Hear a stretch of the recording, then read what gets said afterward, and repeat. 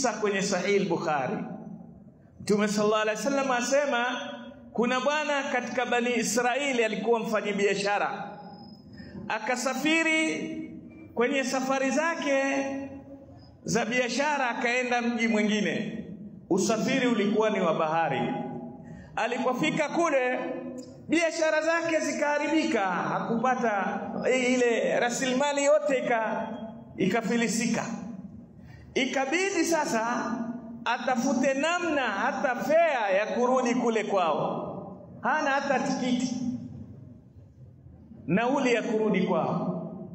Akaenda kwa bwana mmoja tajiri, akamwambia, naomba unikopeshe dinari 1000 nirudi kwetu na mali mimi, lakini mambo yameniharibikia, sina namna ya kurudi kwetu. Nikifika mimi nitakutumia dinari zako 1000.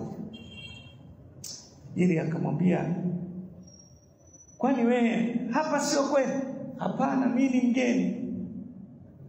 Sasa kama ni mgeni, nitakuamini vipi?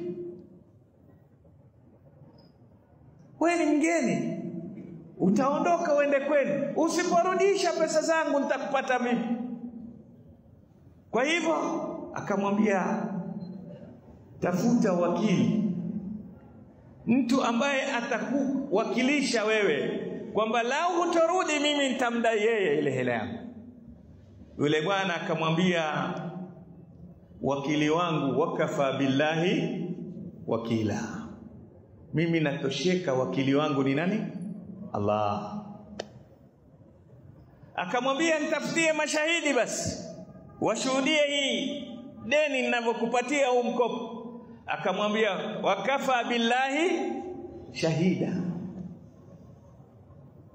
Yule bwana haya maneno mawili yakamuingia, kwa sababu aliyoyasema ameyasema na moyo, yakarudi kwenye moyo. Sisi huchukua deni saa nyingine kwenye moyo wako, asema kwani pesa hizi sisi tumemtajirisha hapa, ndio sharti ya skuli. Tumeelewana? Wakopa na huna nia ya kufanya nini? Ya kulipa. Lakini huyu amshuhudisha Allah, ndiye wakili wake, ndiye shahidi yake. Yule likamuingia, kwa sababu latoka kwenye moyo likaingia kwenye nini? Minal qalbi ila alqalb. Yule akamuhisabia lini? Akamwambia, nikiondoka leo Jumamosi, Jumamosi na pesa yako, mashua, boti lolote litakalokuja na mzigo, utapata amana yako, nakuletea, nitakuja. Ikakaa wiki, ikafika Jumamosi, yule bwana akasubiri, ela huyu jamaa atanirejeshea, jua la panda hili. Ikafika mpaka mchana, akaamua kushuka pwani mwenyewe, ufuoni, kwenye ufuko wa bahari, ili akiwa amekuja pale pale kabla hajabadilisha mawazo.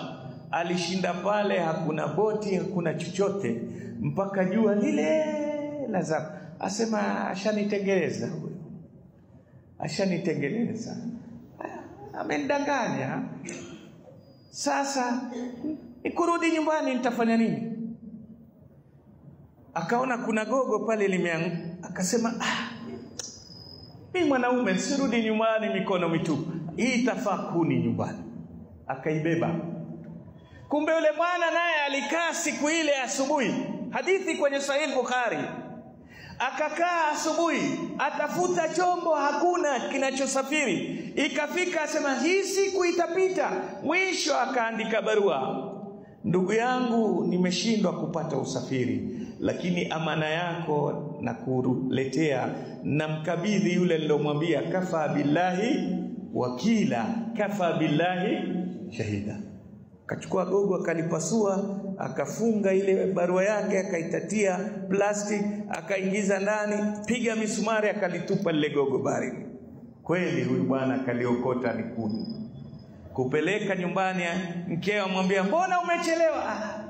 Si upumbavu wangu, yule jamaa hakuja bwana, kisha niibia dinari 1000. si wewe Muislamu sana. Wajua wanawake, mwanamke hana silojua. Kuwa mvumilivu ndugu yangu. Atakuwa yeye hajui hata kukaa kwenye gari licha kupeleka. Lakini njoo mwambie, leo nimeumia bwana, nimefunga breki ghafla. Akwa kila siku nakwambia peleka gari vizuri. Ajua. Njue mwenzako kumbeba. Tumeelewana? Si wewe mcha Mungu?